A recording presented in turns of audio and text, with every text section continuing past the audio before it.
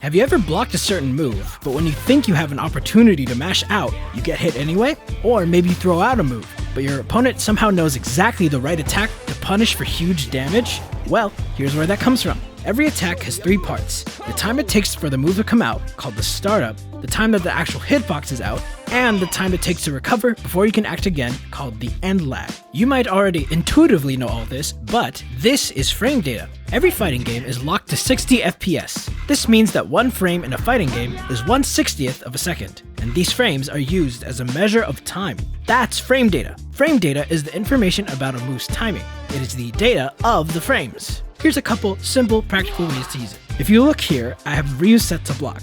When I attack him, this -3 appears next to the word advantage. This stands for frame advantage, which is the difference in time between when each player can act. -3 means that there are 3 frames where the opponent can act before you, and this happens because of things like the move's end lag or block stun. Let me set Ryu to jump after blocking, and, as you can see, Ryu was able to jump before me. Now, if I set Ryu to light punch after blocking, and I try to light punch at the same time, I'm the one who gets hit because I'm -3. He was able to act 3 frames before me, so his punch came out first and hit me. On the flip side, if I'm minus, then the opponent is plus, and they have the frame advantage. What can you do with plus frames? Well, Cammy has this move, which is naturally plus on block, so from what we know, if I set the opponent to mash out after blocking, I can still hit them.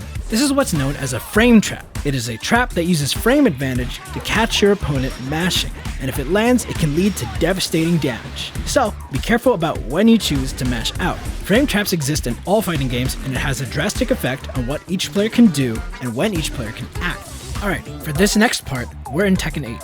When Kazuya does a rage art and the enemy blocks it, Kazuya is -15. That means we can punish him with a move with up to 15 frames of startup. If you look where it says startup, you can see how long it takes for each move to come out. This punch starts up in 10 frames, this one takes 12, etc. Okay, so what is Alyssa's best 15 frame move? Well, she has this 15 frame hop kick that is a combo starter. So if I block Kazuya's rage art, I can hop kick, do a big combo with a ton of corner carry, and yeah, you get the idea. If I use a 16 frame move, it's too slow to land, and a 10 frame move works, but it's obviously missing out on a lot of potential damage. So the other use for frame data is finding your optimal punishes. Frame data is not as scary as it seems. It is just a measure of time and a tool for keeping track of who can act and when.